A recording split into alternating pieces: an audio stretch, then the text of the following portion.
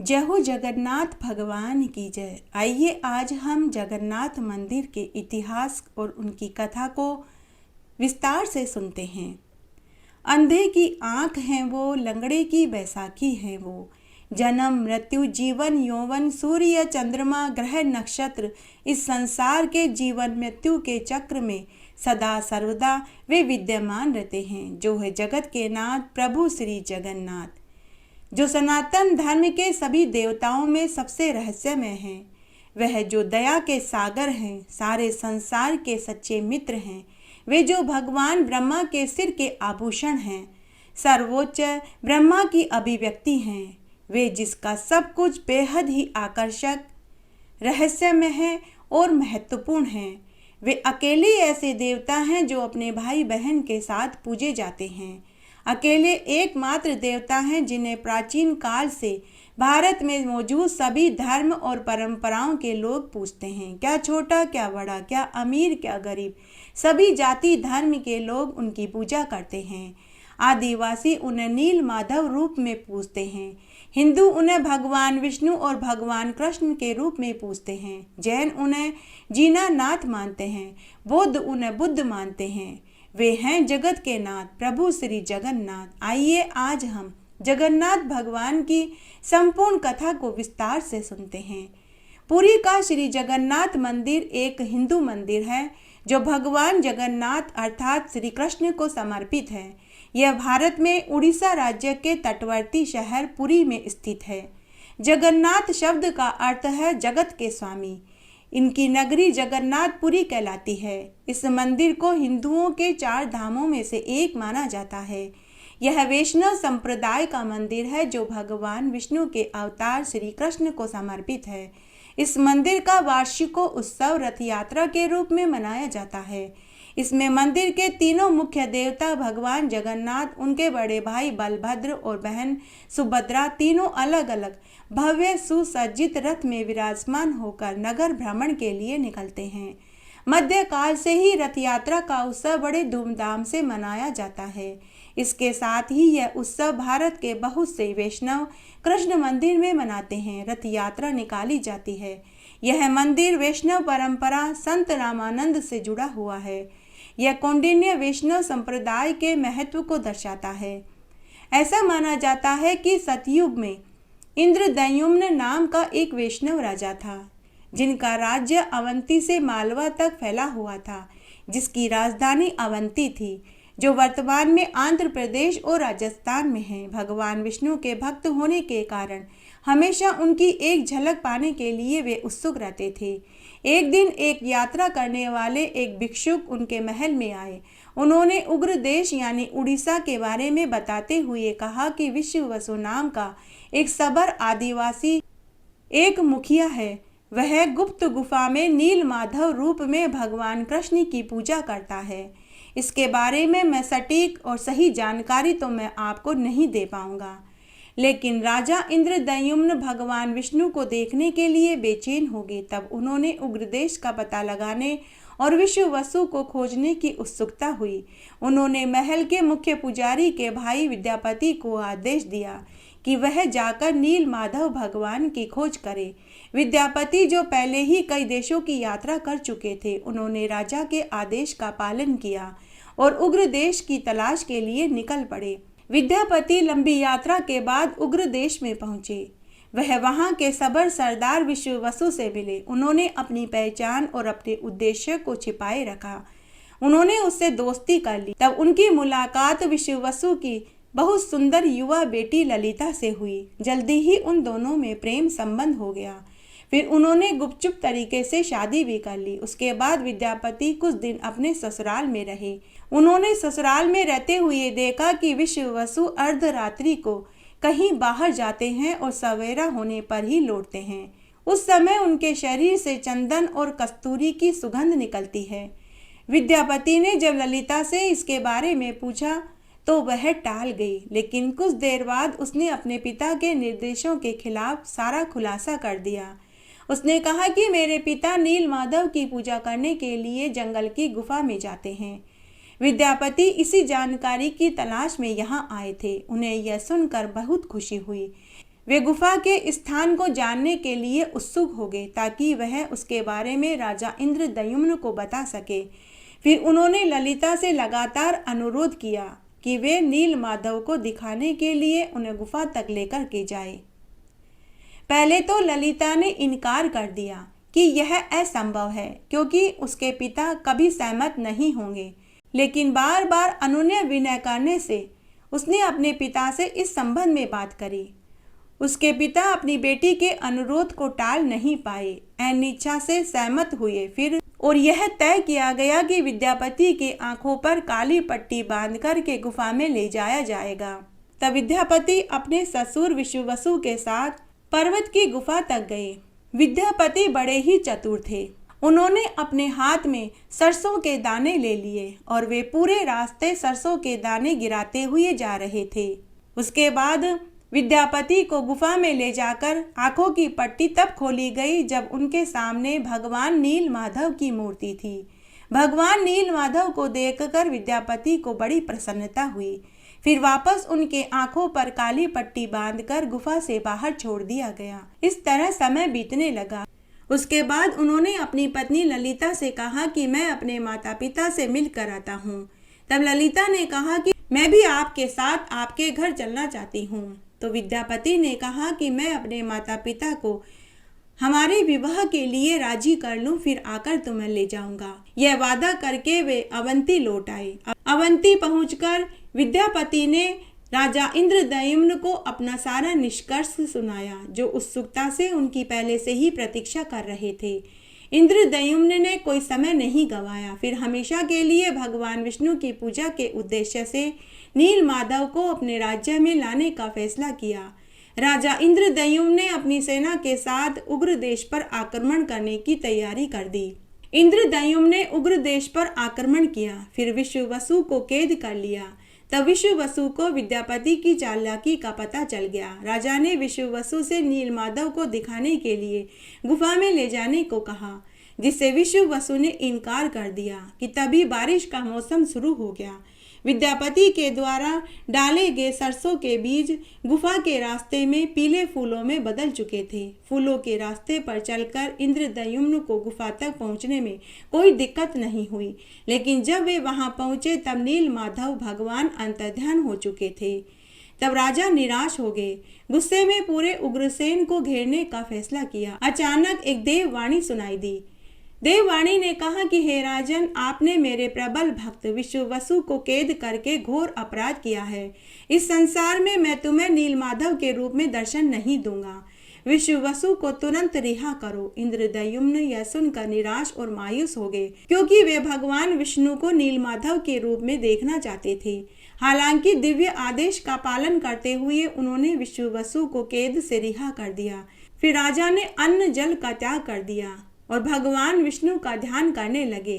दूसरी तरफ भगवान कृष्ण ने एक महान जल प्रलय के माध्यम से यदुवंश का अंत किया। जब भगवान कृष्ण के लिए सांसारिक दुनिया को छोड़ने और द्वापर युग का अंत करने का समय आया, इस प्रक्रिया में वे द्वारिका के पास के जंगलों में भटक रहे थे।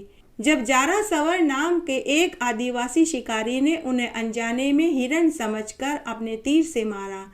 जब जारा को अपनी गलती के बारे में पता चला तो वह रोने लगा। उसने भगवान कृष्ण से क्षमा मांगी। भगवान कृष्ण ने उसे सांत्वना देते हुए कहा कि यह घटना उनके अवतार को समाप्त करने के लिए पूर्व निर्धारित था। भगवान कृष्ण ने जारा को अपने शरीर को जलाने और राख को समुद्र में विसर्जित करने के लिए कहा, लेकिन जारा उनके शरीर को पूरी तरह से जला नहीं सका। कहा जाता है कि इस आग से उनका दिल व नाभि का भाग जला नहीं था। हालांकि जैसा आदेश दिया गया था, उसने कृष्ण के अवशेषों को समुद्र में विसर्जित कर दिया, जो बाद में एक दिव्य लकड़ी के रूप में तैरता हुआ पुरी के समुद्र तट पर पहुंच गया।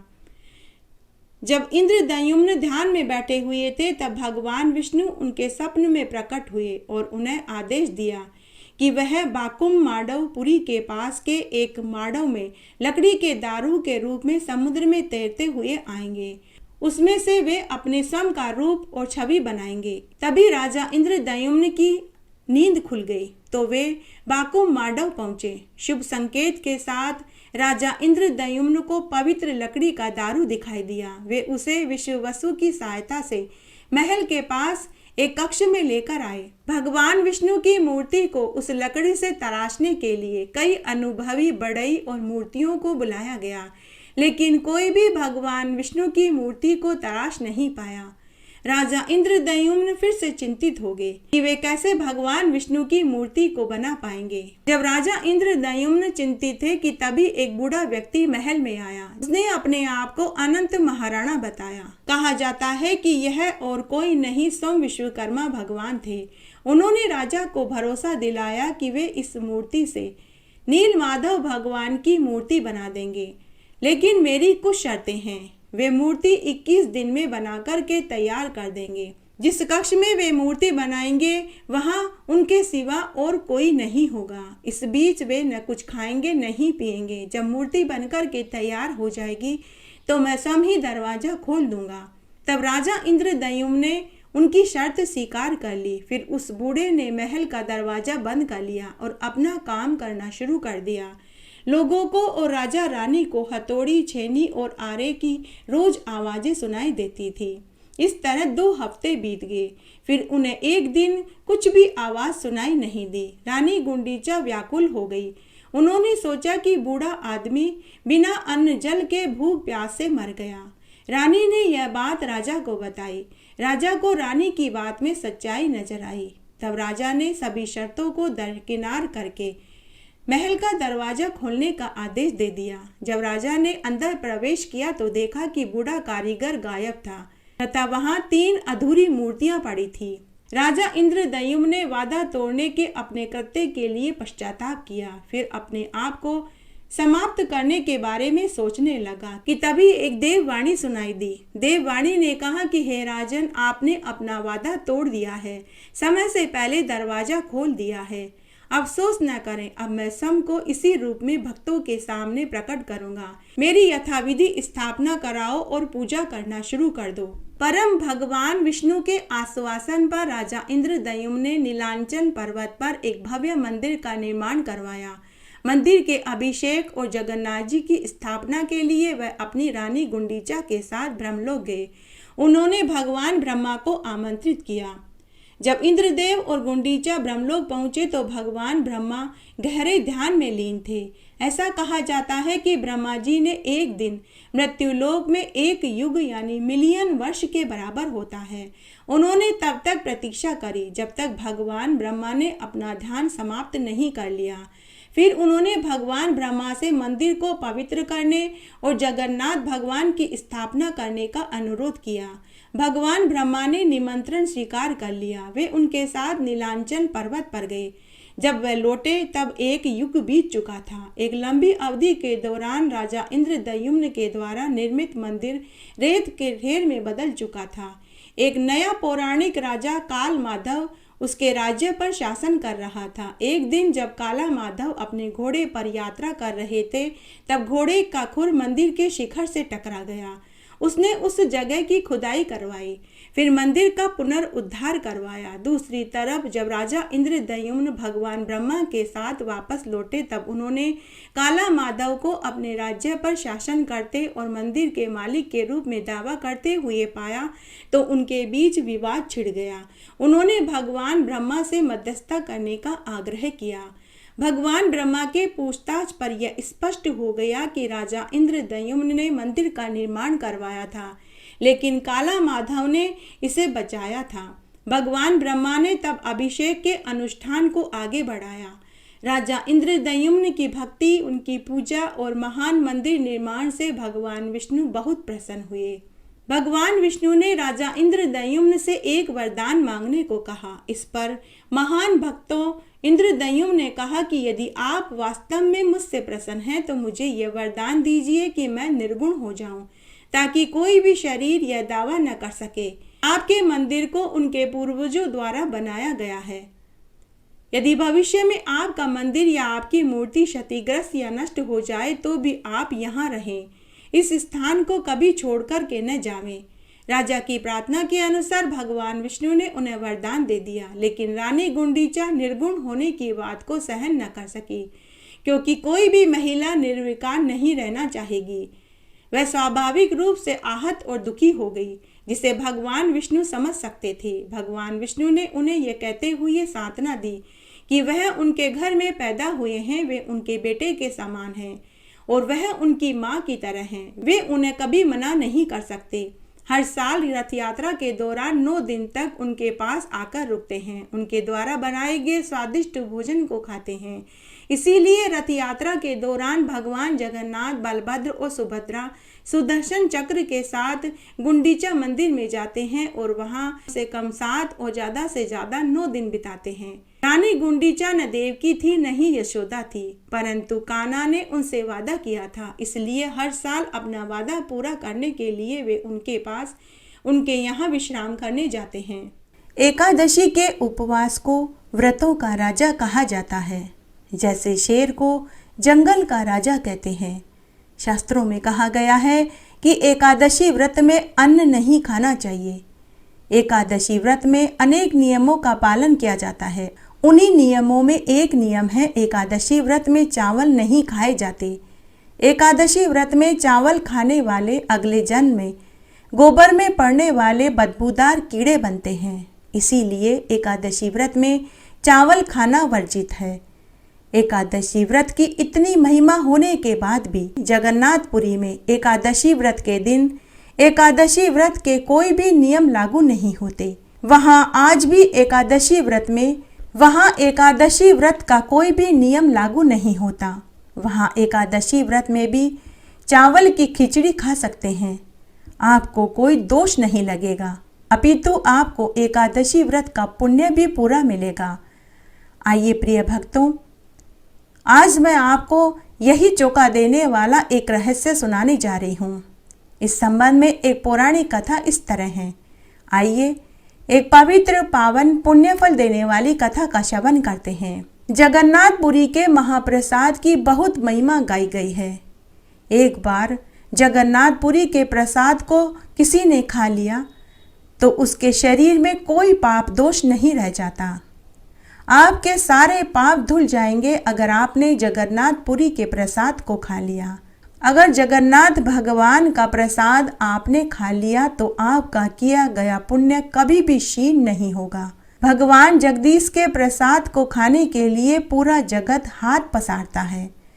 भगवान जगन्नाथपुरी के प्रसाद को खाने के लिए तो कोटि देवी देवता भी तरसते हैं। इस प्रसाद को देवता ही नहीं, इंसान, जानवर, पशु, पक्षी सभी खाने के लिए लालायित रहते हैं।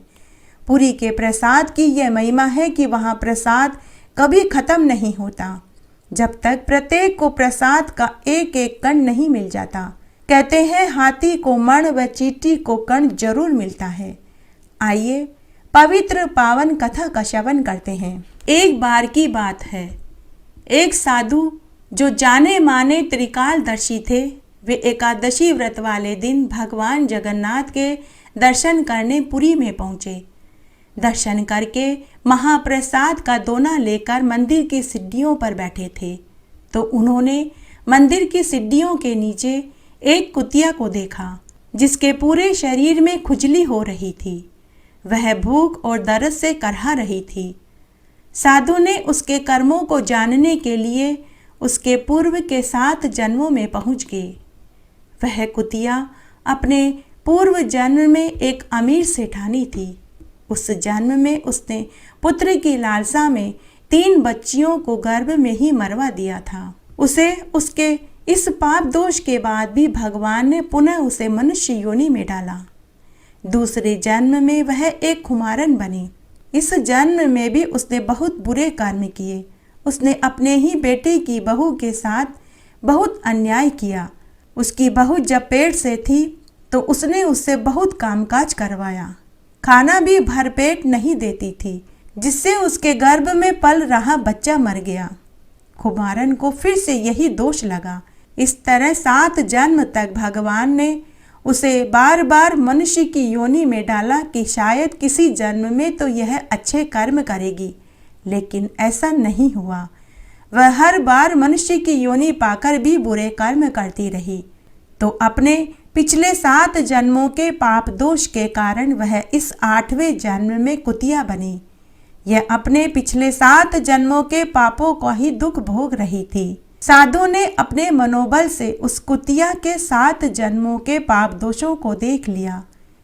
यह कुतिया आगे के 6 जन्मों में भी कुतिया ही बनेगी, साधु ने यह भी जान लिया। साधु को उस कुतिया के ऊपर दया आ गई। साधु ने सोचा कि अगर यह कुतिया भगवान जगन्नाथ के महाप्रसाद को खा लेगी तो यह आगे के जन्मों में कुतिया के रूप में पैदा नहीं होगी, यह बच जाएगी, इसके पाप भी क्षीण हो जाएंगे। तब साधु ने महाप्रसाद में से आधा प्रसाद एक पत्तल में डालकर उस कुतिया के आगे रख दिया।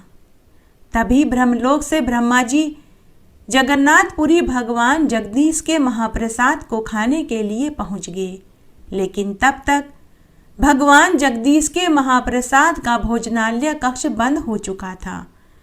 तभी ब्रह्मा जी ने देखा कि मंदिर की सीढ़ियों के नीचे एक कुतिया पत्तल में महाप्रसाद के चावल चाट चाट कर खा रही है। तब ब्रह्मा जी ने आव देखा न ताव, वे भी कुतिया के पास बैठकर चावल उठा उठा कर खाने लगे। उस समय ब्रह्मा जी ने एक साधु का वेश बना रखा था। उस दिन एकादशी तिथि थी। एकादशी माता ने बैकुंठ में बैठे बैठे ही देखा कि ब्रह्मा जी साधु वेश में एकादशी व्रत के दिन कुतिया की झूठी पत्तल में से चावल खा रहे हैं। तभी एकादशी माता वहां प्रकट हो गई और ब्रह्मा जी के ऊपर हंसने लगी और बोली कि हे पितामह ब्रह्मा जी, आप एक साधु वेश बनाकर कुतिया के झूठे चावल खा रहे हैं। यह सब तो ठीक है, लेकिन आज एकादशी का व्रत है और आज एकादशी व्रत में आप चावल खा रहे हैं। ऐसा कहकर एकादशी माता ब्रह्मा जी के ऊपर जोर जोर से हंसने लगी और ताने देने लगी। तभी भगवान जगन्नाथ वहां प्रकट होकर एकादशी माता से कहने लगे कि हे एकादशी देवी, यह जगन्नाथपुरी है और यह मेरा महाप्रसाद के चावल और खिचड़ी है। यहाँ पर तुम्हारा कोई प्रभाव नहीं होगा। जगन्नाथपुरी में मेरा प्रसाद किसी भी दिन खाया जा सकता है। यह मेरा प्रसाद तुमसे तो क्या, मुझसे भी बड़ा पवित्र व पावन है। यहाँ पर मेरा प्रसाद एकादशी व्रत में भी खाया जा सकता है। जो एकादशी व्रत में मेरे महाप्रसाद को खाएंगे तो भी उन्हें एकादशी का पूरा फल मिलेगा, उनका पुण्य कभी क्षीण नहीं होगा। तभी से कहा जाता है कि भगवान के शाप के कारण एकादशी माता जगन्नाथ मंदिर में पीछे की तरफ उल्टी लटकी हुई है। जगन्नाथपुरी में अगर एकादशी के दिन महाप्रसाद के चावल या खिचड़ी भी खा लिए जाएं तो भी उन्हें एकादशी व्रत का पूरा फल मिलता है।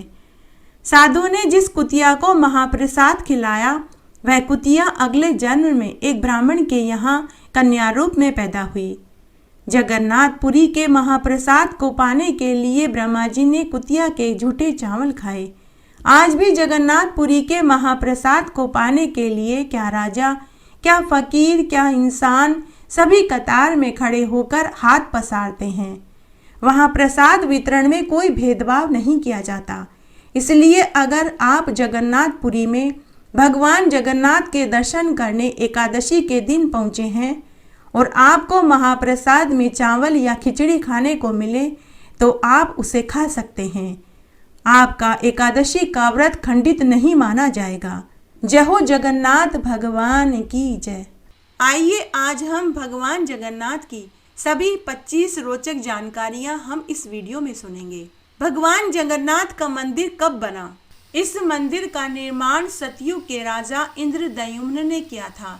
समय समय पर इस मंदिर का जीर्णोद्धार भी होता रहा। इस मंदिर का सबसे पहला प्रमाण महाभारत के वन पर्व में मिलता है। वर्तमान में जो मंदिर है वह 7वीं सदी में बनवाया गया था। इस मंदिर का निर्माण ईसा पूर्व 2 में हुआ था। यहाँ स्थित यह मंदिर 3 बार टूट चुका है। 1174 ईस्वी में उड़ीसा के शासक अनंग भीमदेव ने इसका जीर्णोद्धार करवाया था। मुख्य मंदिर के आसपास 30 छोटे बड़े मंदिर बने हुए हैं। नील माधव ब्रह्म और स्कंद पुराण के अनुसार यहाँ भगवान विष्णु पुरुषोत्तम नीलमाधव के रूप में अवतरित हुए और सवर जनजाति के परम पूज्य देवता बन गए। ज्येष्ठ पूर्णिमा से आषाढ़ पूर्णिमा तक सबर जाति के देवतापति जगन्नाथ जी की सारी रीतियां करते हैं। पुरुषोत्तम हरि को यहाँ भगवान राम का रूप माना गया है। रामायण के उत्तराखंड के अनुसार भगवान राम ने रावण के भाई विभीषण को अपने इक्ष्वाकु वंश के कुल देवता भगवान जगन्नाथ की आराधना करने के लिए कहा था। आज भी पुरी के श्री मंदिर में विभीषण वंदापना की परंपरा कायम है। नील माधव को श्री हरि विष्णु के 8वें अवतार श्री कृष्ण के रूप में पूजा जाने लगा। साथ ही इनके बड़े भाई बलभद्र और बहन सुभद्रा भी पूजी जाने लगी। स्कंद पुराण के अनुसार पुरी एक दक्षिणवर्ती शंख की तरह है। यह 7 कोस यानी 16 किलोमीटर क्षेत्र में फैला हुआ है। माना जाता है कि इसका लगभग 2 किलोमीटर कोस क्षेत्र बंगाल की खाड़ी में डूब चुका है। इसका उदर है समुद्र की सुनहरी रेत, जिसे महोदधि का पवित्र जल धोता रहता है। सिर वाला क्षेत्र पश्चिम दिशा में है, जिसकी रक्षा महादेव जी करते हैं। शंख के दूसरे घेरे में शिव का दूसरा रूप ब्रह्म कपाल मोचन विराजमान है। कहा जाता है कि भगवान ब्रह्मा जी का एक सिर महादेव जी के हथेली से चिपक गया था और वह यहीं आकर गिरा था। तभी से यहाँ पर महादेव जी की ब्रह्म रूप में पूजा की जाती है। शंख के तीसरे व्रत में माँ विमला और नाभि स्थल में भगवान जगन्नाथ रथ सिंहासन पर विराजमान है। समुद्र की ओर से रामदूत हनुमान जी इस क्षेत्र की रक्षा करते हैं। एकमात्र यह ऐसा मंदिर है जहाँ पर कृष्ण, बलराम और सुभद्रा जी की मूर्तियाँ अधूरी हैं और लकड़ी की बनी हुई है। हर साल मूर्तियाँ बदल दी जाती है। मूर्तियों के अधूरे बनने और लकड़ी के बनाने की पीछे की एक कथा है, जो राजा इंद्रद्युम्न और उनकी पत्नी रानी गुंडीचा से जुड़ी हुई है। श्री जगन्नाथ मंदिर के ऊपर स्थापित लाल ध्वज सदैव हवा के विपरीत दिशा में लहराता है। ऐसा किस कारण होता है, ये तो वैज्ञानिक ही बता सकते हैं, लेकिन निश्चित ही यह आश्चर्यजनक बात है। प्रतिदिन सायकाल मंदिर के ऊपर स्थापित ध्वज को मानव द्वारा उल्टा चढ़कर बदला जाता है। ध्वज भी इतना भव्य है कि जब यह लहराता है तो इसे सब देखते ही रह जाते हैं। ध्वज पर शिव का चंद्र बना हुआ है। गुम्बद की छाया कभी दिखाई नहीं देती। मंदिर के पास खड़े रहकर इसका गुम्बद देख पाना असंभव है। मुख्य गुम्बद की छाया दिन के किसी भी समय अदृश्य ही रहती है। पुरी में किसी भी स्थान से आप मंदिर के शीर्ष पर लगे सुदर्शन चक्र को देखेंगे तो वह सदैव आपको अपने सामने लगा हुआ दिखेगा। इसे नील चक्र भी कहते हैं। यह अष्ट धातु से बना हुआ है। हवा की दिशा, सामान्य दिनों के समय हवा समुद्र से जमीन की तरफ आती है और शाम के दौरान इसके विपरीत। लेकिन पुरी में यह उल्टा होता है। अधिकतर समुद्री तटों पर आम तौर पर हवा समुद्र से जमीन की ओर आती है, लेकिन यहाँ जमीन से समुद्र की ओर आती है। मंदिर के ऊपर गुंबद के आसपास अब तक कोई भी पक्षी उड़ता हुआ दिखाई नहीं दिया और न ही इसके ऊपर से कभी कोई विमान उड़ कर गया। मंदिर के शिखर के पास पक्षी उड़ते नजर नहीं आते, जबकि देखा जाता है कि अधिकांश मंदिरों में गुंबदों के ऊपर पक्षी बैठे हुए दिखाई देते हैं। हालांकि यह भी कहा जाता है कि जिस भी दिन ऐसी घटना घटेगी उसे अशुभ समय माना जाएगा। दुनिया की सबसे बड़ी रसोई घर है। 500 रसोइये और 300 सहयोगियों के साथ भगवान जगन्नाथ का महाप्रसाद बनता है। कहते हैं कि 20 लाख भक्त यहाँ भोजन कर सकते हैं। मंदिर के अंदर पकाने के लिए भोजन की मात्रा पूरे बरस के लिए रहती है। प्रसाद का एक भी कण व्यर्थ नहीं जाता। कहा जाता है कि मंदिर में प्रतिदिन 20,000 लोगों के लिए भोजन बनता है, लेकिन त्योहारों वाले दिन यह संख्या 50,000 तक पहुंच जाती है। यदि किसी दिन लाखों लोग भी आ जाए तभी भी यह प्रसाद कम नहीं पड़ता। अजीब तरीके से पकता है ये चावल। मंदिर की रसोई में प्रसाद पकाने के लिए 7 बर्तन एक के ऊपर एक करके रखे जाते हैं। यह भोजन लकड़ी से पकाया जाता है। इस प्रक्रिया में सबसे ऊपर वाले बर्तन में सबसे पहले भोजन बनकर तैयार होता है और सबसे नीचे वाले बर्तन में सबसे बाद में भोजन बनकर तैयार होता है नहीं ये चमत्कार वाली बात। समुद्र की ध्वनि। मंदिर के सिंह द्वार में पहला कदम प्रवेश करते ही आपको समुद्र की ध्वनि सुनाई नहीं देगी। जैसे ही आपने एक कदम बाहर रखा तो आपको समुद्र की ध्वनि सुनाई पड़ेगी। यह भी बड़े ही आश्चर्य की बात है। बाहर की दुर्गंध भी नहीं आती भीतर। इसी तरह मंदिर के बाहर स्वर्ग द्वार है, जहाँ पर मोक्ष प्राप्ति के लिए शव जलाए जाते हैं। लेकिन जब आप मंदिर के बाहर निकलेंगे तभी आपको लाशों के जलने की गंध महसूस होगी। अंदर आपको इसकी गंध नहीं आएगी। रूप बदलती हुई मूर्ति। यहाँ श्री कृष्ण को जगन्नाथ कहते हैं। जगन्नाथ के साथ उनके बड़े भाई बलभद्र और बहन सुभद्रा विराजमान हैं। तीनों की ये मूर्तियाँ काष्ठ की बनी हुई होती है। यहाँ प्रत्येक 12 साल में एक बार होता है प्रतिमा का नव कलेवर। मूर्तियाँ नई जरूर बनाई जाती है, लेकिन आकार रूप वही रहता है। कहा जाता है कि उन मूर्तियों की पूजा नहीं होती, केवल दर्शनार्थ रखी गई हैं। विश्व की सबसे बड़ी रथ यात्रा। आषाढ़ माह में भगवान रथ पर सवार होकर अपनी मौसी रानी गुंडीचा के घर जाते हैं। यह रथ यात्रा 5 किलोमीटर में फैले पुरुषोत्तम क्षेत्र में ही होती है। रानी गुंडीचा भगवान जगन्नाथ के परम भक्त राजा इंद्रद्युम्न की पत्नी थी, इसीलिए रानी को भगवान जगन्नाथ की मौसी कहा गया है। अपनी मौसी के घर भगवान 8 दिन रहते हैं। आषाढ़ शुक्ल दशमी को वापसी होती है। भगवान जगन्नाथ का रथ नंदी घोष, देवी सुभद्रा का दर्पदलन और बलभद्र का रथ तालध्वज के नाम से जाना जाता है। पुरी के गजपति महाराज सोने की झाड़ू से वहाँ झाड़ू लगाते हैं।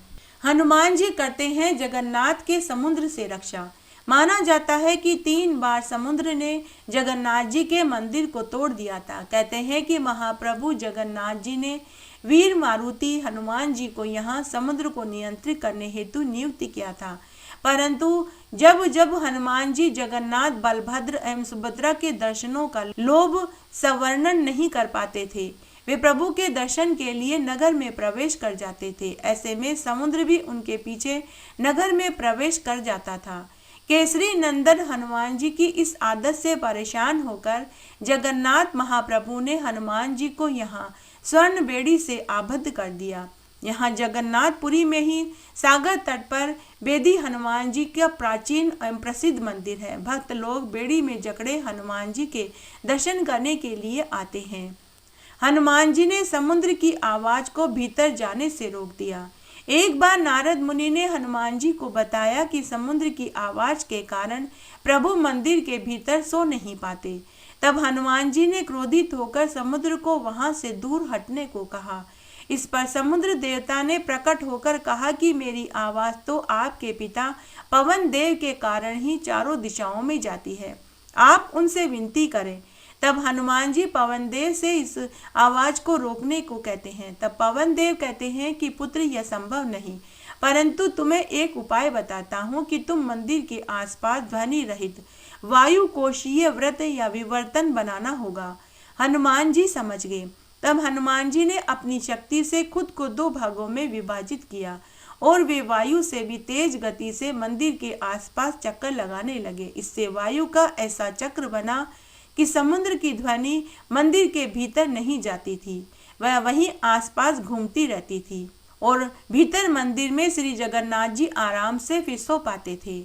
पांडवों ने किए थे यहाँ पर दर्शन। किंवदंतियों के अनुसार कहा जाता है कि अज्ञातवास के दौरान द्रौपदी 5 पांडव भगवान जगन्नाथ के दर्शन करने गए थे। प्रभु जगन्नाथ के मंदिर के अंदर पांडवों का स्थान अब भी मौजूद है। कहा जाता है कि भगवान जगन्नाथ जब चंदन यात्रा करते हैं तो 5 पांडव उनके साथ नरेंद्र सरोवर आते हैं। आज भी श्री मंदिर में 21 दिवसीय चंदन यात्रा का आयोजन होता है। ऐसे में श्री मंदिर से 1 किलोमीटर की दूरी पर मौजूद नरेंद्र सरोवर तक यात्रा निकलती है। स्वर्ण दान। महान सिख सम्राट महाराणा रणजीत सिंह ने इस मंदिर को प्रचुर मात्रा में स्वर्ण का दान किया था, जो कि उनके द्वारा स्वर्ण मंदिर अमृतसर को दिए गए स्वर्ण से भी अधिक था। ईसा मसीह भी यहाँ प्रभु के दर्शन करने आए थे। कुछ किताबों में और जनश्रुतियों से यह पता चलता है कि ईसा मसीह सिल्क रूट से होते हुए जब कश्मीर आए थे तब पुनः बेथलेहम जाते समय उन्होंने भगवान जगन्नाथ के दर्शन करे थे। आदि शंकराचार्य ने भी यहाँ से यात्रा करी थी और यहाँ पर उन्होंने 4 मठों में से एक गोवर्धन मठ की स्थापना करी थी। मंदिर के रहस्य, कहते हैं कि मंदिर के एक नहीं हजारों रहस्य हैं।